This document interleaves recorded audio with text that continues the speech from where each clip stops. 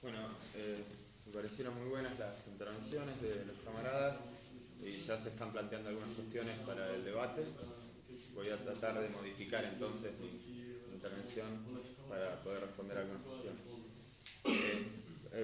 Nuestra visión es que la crisis de los partidos tradicionales, conservadores y socialdemócratas en Europa, la polarización social, que es herencia de la gran recesión económica y las tendencias desintegradoras de la Unión Europea, son los aspectos más dinámicos de la situación, por lo menos en Europa. En ese marco se da la emergencia de nuevos fenómenos políticos que son subproducto de la combinación de estos factores. Estos fenómenos se dan tanto por derecha como por izquierda. Sus manifestaciones tienen, y en esto voy a hablar no solo de Europa, para pensarlo más de conjunto, populismos de derecha como el de Donald Trump en Estados Unidos es un fenómeno propio que surge en la crisis. El Front Nacional, el fortalecimiento del Front Nacional en Francia, el UKIP en Gran Bretaña, Alternativa por Alemania, las nuevas derechas como Ciudadanos en el Estado español, o expresiones más directas de la antipolítica o populismos de derechas como el de Beppe Grillo, el Cinque Stelle, incluso la renovación y liderazgo de la izquierda británica con Jeremy Corbyn.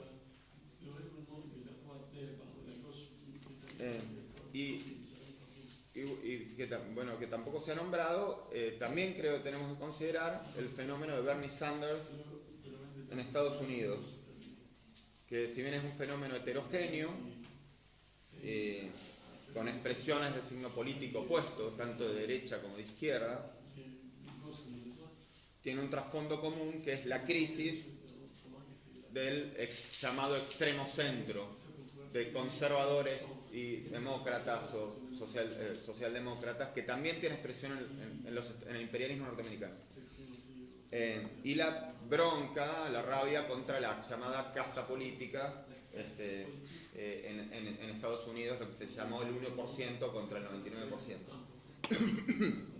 Y por supuesto los que los camaradas ya han planteado, Podemos y Syriza. Entonces, sobre estas definiciones, en Europa lo que ha habido es un colapso, para ir ya a la situación europea, ha habido un colapso de los partidos reformistas socialdemócratas. No voy a nombrar los datos, pero en la cantidad de votos se puede hacer un poco la estadística de cómo se hundieron. No solo en Grecia, la pasoquización, también en Francia, en distintos países. En el Estado español, esto se combina incluso con un cuestionamiento del propio régimen político, llamado de la transición. Y tendencias incluso separatistas dentro del Estado, como por ejemplo la cuestión catalana. Para nosotros, este ejemplo es interesante para poder pensar en Europa si no se empiezan a gestar características de lo que el revolucionario italiano Antonio Gramsci llamaba las crisis orgánicas. No solo en el Estado español, que para nosotros tiene elementos claramente de ese tipo, sino incluso para pensar la situación europea. Gramsci consideraba las crisis orgánicas como no crisis de coyuntura, sino crisis del conjunto económico-político-sociales de los regímenes, que se podían dar tanto por el fracaso de una gran empresa burguesa, por ejemplo, el fracaso de la Unión Europea, por la crisis de los grandes partidos de la burguesía, por ejemplo, la crisis del extremo centro europeo, y que esto expresaba también, en el terreno de la lucha de clases, el surgimiento de nuevas formas de pensar en las masas. Esto no significa que hay identidad entre crisis orgánica y giro a izquierda. No, son fenómenos nuevos, nuevas formas de pensar. Las masas buscan otras alternativas políticas, pero pueden ir de Beppe Grillo al UKIP o a Podemos. ¿O a qué dice usted? O a Aurora Dorata, aunque es un fenómeno previo. O a la extrema derecha austríaca. Entonces, yo no voy a... creo que los camaradas han definido bastante bien incluso el fenómeno Podemos, el fenómeno Syriza que expresan. No me voy a extender sobre eso. Hemos escrito aparte miles de artículos sobre el tema y creo que las definiciones en términos generales son correctas.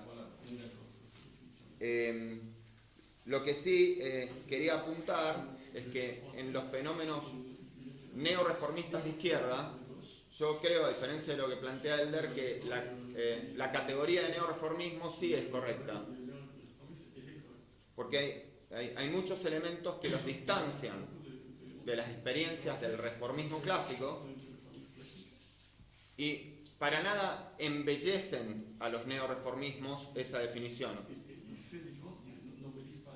Para nosotros los neoreformistas tienen todo lo malo del viejo reformismo y nada de lo bueno, entre comillas. Los viejos y queridos socialistas que dirigían millones de obreros. Y estos no dirigen ni el tránsito en el movimiento obrero. Buscan alianzas con sectores de las burocracias sindicales como mediación, pero no son sus burócratas, son sus amigos burócratas. Entonces, creo que dentro del secretariado unificado hay tendencias que embellecen al neoreformismo. No somos nosotros. Y eso lo conocen los compañeros. Elder me publicó un artículo que escribí yo de Podemos en la página del PC.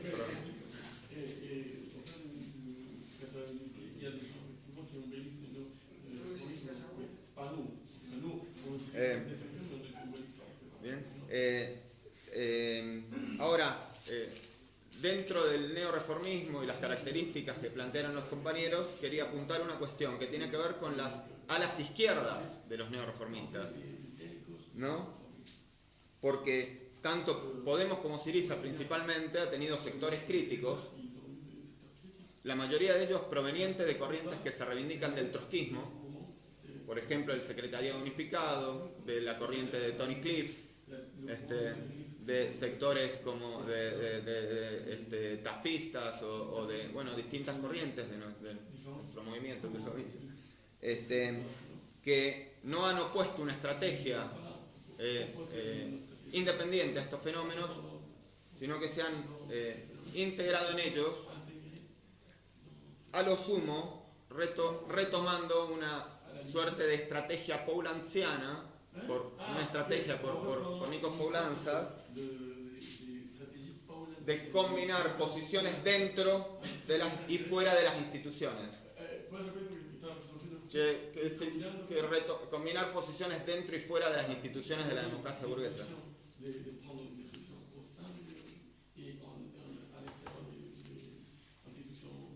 Con el objetivo de radicalizar la democracia.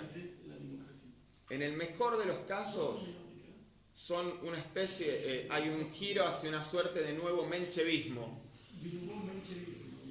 en sectores de la izquierda que proviene del trotskismo, en el sentido de que consideran que se puede abrir primero una etapa democrática, de conquistas democráticas, y tal vez en algún momento luchamos por el socialismo. Y eso no cae del cielo, es consecuencia del abandono de la hipótesis insurreccional, que como hemos discutido aquí en la escuela, es la hipótesis sobre la cual se construye la Tercera Internacional y luego en su continuación la Cuarta Internacional. Que en la época imperialista la clase trabajadora tiene que construir partidos para la conquista del poder político. Y junto con eso, obviamente, el abandono de toda perspectiva de movilización revolucionaria de las masas, centralidad de la clase obrera, etc. Entonces, para ir concluyendo, esta es la parte del análisis. ¿Cuál es el marco de la lucha de clases en que se da esto? Hoy no hay fenómenos generalizados de la lucha de clases en el mundo ni en Europa. Si bien ha habido procesos de lucha, estamos en un periodo de baja intensidad de la lucha de clases. Lo nuevo y extraordinario es Francia. El movimiento nacional más importante después de la derrota de la lucha contra la reforma de las pensiones, Sarkozy, en 2010. Que aún no sabemos si esto puede cambiar la tendencia del conjunto, pero es por lo menos un enorme fenómeno que puede impactar. ¿Por qué tiene importancia cuál es la situación de la lucha de clases? Porque en gran medida estos nuevos fenómenos políticos, los de la izquierda, son una expresión mediada de un proceso profundo de lucha. Bueno, que no lo dije, que en realidad veníamos de un proceso de lucha que fue o desviado o incluso ahogado en sangre como las revoluciones árabes. Pero es un proceso de años que se viene dando en sectores de la juventud. Yo creo que nos deberíamos de remontar incluso a los fenómenos de Seattle de 1999. El movimiento Occupy luego en Estados Unidos, el 132 en México, las luchas de los estudiantes chilenos, las plazas de los indignados, pero también la Plaza Tahrir, la Plaza Taksim en Turquía, etc. Son expresiones sociales de este nuevo pensar distinto de sectores de las masas y en particular de la juventud. Por eso muchos lo comparan, la comparación más cerca que tienen es el mayo del 68. Ahora, no es el mayo del 68. No, el contexto no es el de la revolución cubana, Vietnam, etc. La radicalización de la década de los 60.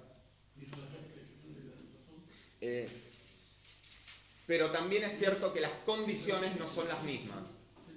Para la juventud, por ejemplo, la juventud trabajadora, la juventud estudiantil, son jóvenes incorporados en forma ultra flexible al mercado de trabajo, son un sector ultra precarizado de los empleos basura, etc.,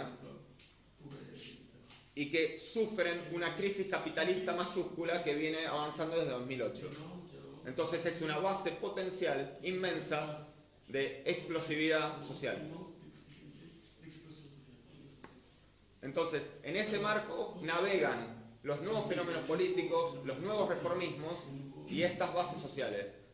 Digo, repito, sin radicalización en la lucha de clases ni grandes movimientos, con la excepción de la situación de Francia. Entonces, el problema es ¿qué hacemos los revolucionarios internacionalistas frente a esta situación? ¿Qué hacemos los revolucionarios internacionalistas frente a esta situación? ¿No? De polarización política, nuevos fenómenos, etc. Me estoy quedando sin tiempo, entonces lo voy a... Para nosotros hay dos peligros. Uno los planteado los compañeros, que es los movimientos oportunistas de sectores de la izquierda revolucionaria. Eso está clarísimo de cómo se ha dado ya. En el caso del Estado español, la corriente de la que provienen los compañeros de ISAR, izquierda anticapitalista, se disolvió dentro de Podemos. Se liquidó históricamente como corriente. En lo que era, digo, aunque nosotros teníamos múltiples diferencias, antes era una corriente independiente.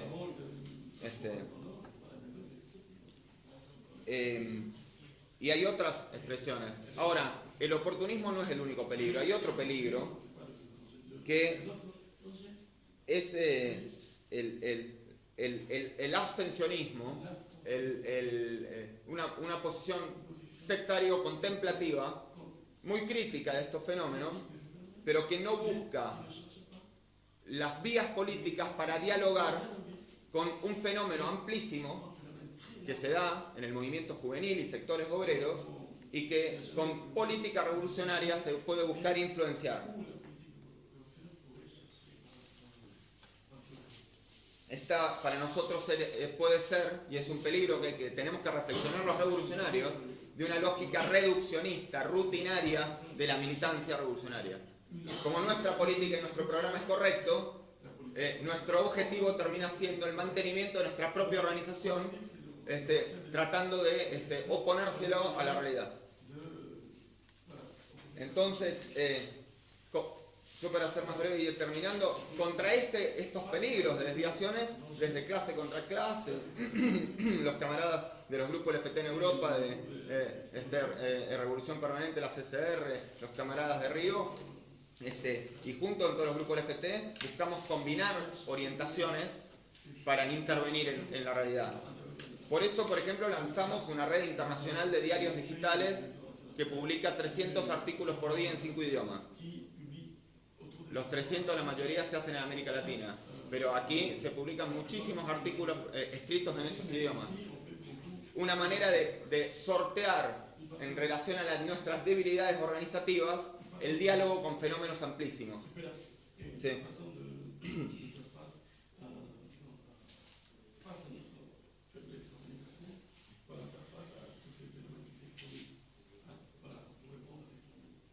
O desarrollamos tácticas de intervención en el movimiento de las mujeres, de la juventud, parlamentarismo revolucionario en aquellos lugares que podemos hacerlo, como en Argentina, etc. Y esto lo hacemos sin ninguna lógica autorreferencial. El ejemplo que planteó Adrián en el Estado español, con los camaradas de ISAR y otros grupos más pequeños y activistas independientes, hemos puesto en pie el movimiento, la iniciativa No hay tiempo que perder, que parte de una confluencia programática e iniciar una práctica política común entre corrientes que reivindicamos un programa de salida anticapitalista a la crisis y perspectiva revolucionaria. No es un partido común, ni creemos que lo vaya a hacer en inmediato. Es un intento de construir un frente político, ¿no? Ahora, este frente creemos para nosotros que está avanzando porque ha discutido en primer lugar un programa y porque nos hemos puesto de acuerdo en oponer ese programa ¿sí? a la perspectiva que plantean los reformistas, pero interviniendo en los escenarios de lucha de clases y de lucha política en los cuales podemos hacerlo. Eso no nos llevó a debates incluso, tuvimos debates programáticos. Por ejemplo, tuvimos un gran debate programático en el día que la primera reunión nacional en el tiempo de perder, con los camaradas de ISAR, porque nosotros defendíamos que para los revolucionarios en una situación de crisis, de régimen como la que hay aquí en el Estado español, y donde hay enormes demandas democráticas históricas no resueltas, los revolucionarios teníamos que combinar un programa democrático radical como parte de un programa transicional revolucionario. Por ejemplo, planteando la perspectiva de la Asamblea Constituyente como una vía de diálogo e incluso de exigencia a los neoreformistas para desenmascarar que son incapaces de luchar contra este régimen y dialogar con el movimiento de masas. Los camaradas no ven que esa consigna tenga sentido en el Estado español. Fue un debate que votamos y ganaron por un voto. Y debo decir que porque un compañero nuestro se fue al baño.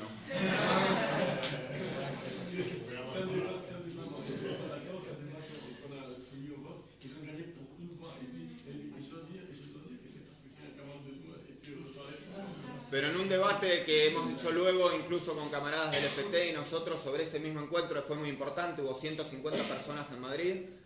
Nosotros creemos que incluso si ganábamos esa posición, no era lo mejor.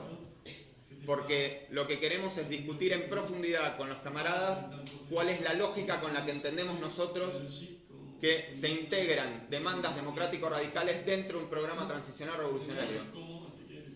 No queremos imponer por un peso numérico circunstancial ninguna discusión. Y creemos que tenemos que discutir tanto con los camaradas de ISAR, y con esto termino, como con los camaradas del PCL, en mayor profundidad de programa y de intervención en la lucha de clases y en la realidad política. Porque eso es lo que nos puede permitir avanzar, porque si hay algo por lo que no hay tiempo que perder, en un sentido, es en plantear una perspectiva internacionalista revolucionaria frente a la catástrofe que se avecina.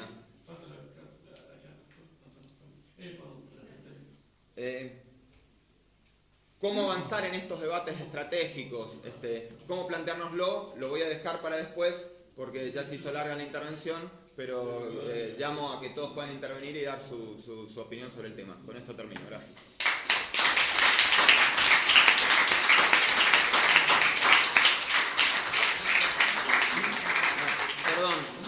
Perdón, una última cosa que no le respondí a Adrián, y lo quería decir, por la cuestión electoral y el debate que planteó, para nosotros no era central el problema electoral.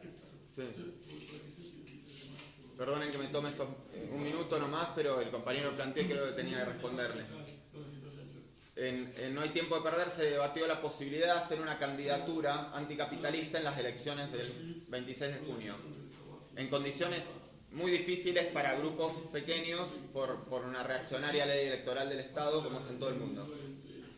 Nosotros discutimos con los camaradas que en las principales ciudades, que es donde está clase contra clase, Barcelona y Madrid, era una tarea imposible. O si no imposible, era dedicar un esfuerzo inmenso que no se correspondía con el resultado y el objetivo que nos podíamos proponer con ello. Los camaradas se presentaron, nosotros nos pareció bien, dentro del frente, por supuesto, había total independencia, pero se presentaron en 3 provincias en las cuales consiguieron 830, 850 votos. Si hubiéramos hecho una elección común, tal vez conseguíamos 1.600 o 2.000, pero es un problema sumamente secundario y táctico. Para mí lo más importante es que ese frente que empezamos a hacer continúa, que puede sacar un balance común correcto de las elecciones, que puede prepararse para intervenir en el próximo periodo donde puede haber tendencias de ruptura en sectores del neorreformismo. No es un problema de principios para nosotros la cuestión electoral, es un problema absolutamente táctico y secundario. Por eso no creemos que eso haya debilitado el avance, al contrario, creemos que las pruebas van a venir en otro terreno, no en el debate sobre la cuestión electoral. Nada más, perdonen y gracias.